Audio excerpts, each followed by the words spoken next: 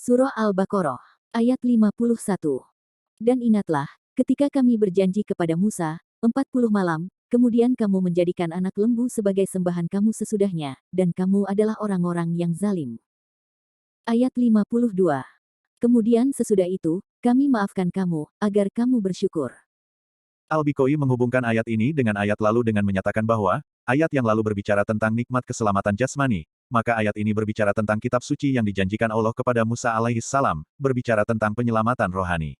Anda boleh menerima hubungan itu atau menolaknya, namun yang jelas, ayat ini masih merupakan lanjutan tentang uraian nikmat-nikmat Allah kepada Bani Israel.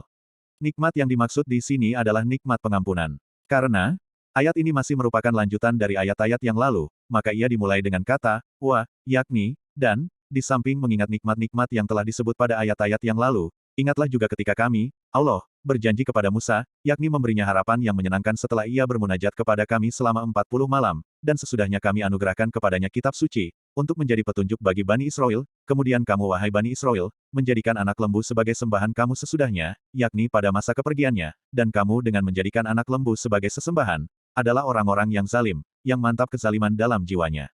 Kemudian walaupun kedurhakaan kamu sudah sedemikian besar, namun sesudah itu kami masih maafkan kamu, agar kamu bersyukur dan memperbaiki diri. Patron kata, wa'atna, mengandung makna, saling. Akar katanya berarti, waqat, atau janji, sehingga kata tersebut secara harfiah berarti, saling berjanji. Ada yang memahaminya dalam arti bahwa, ada janji antara Allah dengan Nabi Musa alaihi salam agar bermunajat, menghadapkan jiwa raga dan berdialog dengan Allah selama 40 malam, dan setelah selesai, Allah akan memberinya kitab Taurat. Ada juga yang memahami, kata tersebut bukan dalam pengertian saling, tetapi ia hanya sepihak, yaitu dari Allah subhanahu wa ta'ala, yang berjanji menganugerahkan kitab Taurat kepada Nabi Musa alaihi salam, setelah berlalu 40 malam dari ibadah yang diperintahkan Allah kepadanya itu. Musa alaihi salam adalah putra Imron, salah seorang nabi dan rasul yang diutus kepada Bani Israel. Beliau lahir di Mesir dalam keadaan yatim, sekitar 1500 tahun sebelum kelahiran Isa alaihi salam. Al-Quran menginformasikan bahwa, beliau dilempar ke sungai Nil, oleh ibunya. Silahkan baca Quran Surah Al-Qasas ayat 7. Tentu saja setelah dimasukkan ke satu peti yang dibuat sedemikian rupa sehingga tidak tenggelam atau dipenuhi air. Ini karena sang ibu khawatir Musa alaihi salam dibunuh oleh Firaun, yang menindas Bani Israel ketika itu. Silahkan baca kembali ayat yang lalu. Sementara ulama berpendapat bahwa, kata Musa terdiri dari kata, mu, yang berarti, air, dan, sya, atau sa, yang berarti diselamatkan, atau pohon kayu, karena Musa alaihi salam diselamatkan dari air, atau melalui kotak yang terbuat dari kayu pohon bardi. Beliau wafat sekitar 1380 sebelum Masehi, di dekat Jericho, Palestina. 40 adalah angka kesempurnaan menyangkut banyak hal dalam sekian banyak teks keagamaan, baik Al-Quran maupun As-Sunnah. Kesempurnaan umur manusia adalah 40 tahun. Quran Surah Al-Ahqaf ayat 15. Yang menghafal dan mengamalkan 40 hadits akan dibangkitkan bersama para ulama, hadis riwayat At-Tirmidzi. Dikenal juga salat 40 hari, atau 40 waktu di Madinah, berdasar beberapa hadis, walau nilainya diperselisihkan. Penulis tidak mengetahui apa rahasia angka 40 itu, namun yang jelas, itulah angka yang disebut Allah dalam Al-Quran, sebanyak 4 kali dalam konteks yang berbeda-beda.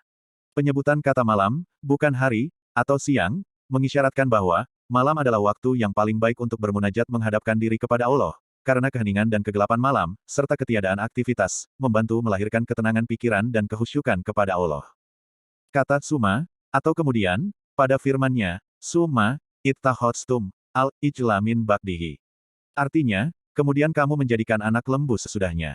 Ini untuk menunjukkan betapa jauh peringkat dosa ini dibanding dengan dosa-dosa yang lain. Dalam redaksi ayat tersebut, tidak disebutkan untuk apa lembu itu mereka jadikan. Dari konteksnya dan konteks ayat-ayat lain dipahami bahwa, mereka menjadikannya sebagai sesembahan. Agaknya, objek itu sengaja tidak disebutkan karena buruk dan tidak logisnya perbuatan tersebut, sehingga ia tidak wajar diabadikan. Penggalan kalimat ini merupakan tujuan utama uraian ayat, dan sebagai pendahuluan untuk menggambarkan betapa ampunan Allah sedemikian luas buat mereka. Dosa itu menjadikan Allah mencap mereka sebagai orang-orang yang zalim. Memang, mereka sungguh zalim dan aniaya. Betapa tidak, Nabi Musa alaihi salam telah mengajarkan tauhid kepada mereka. Nabi Harun pun, yang menemani selama kepergian Nabi Musa, terus-menerus mengingatkan mereka. Tidak sedikit pun alasan atau dalih yang dapat membenarkan tindakan mereka. Walau demikian, Allah tidak menyiksa mereka, bahkan memaafkan mereka setelah melakukan puncak dosa itu, dengan tujuan agar mereka mau bersyukur. Umat Nabi Musa alaihi salam yang menjadikan sapi sebagai sesembahan mereka, meniru orang-orang Kan'an, yang mendiami daerah sebelah barat Palestina, Suriah, dan Lebanon.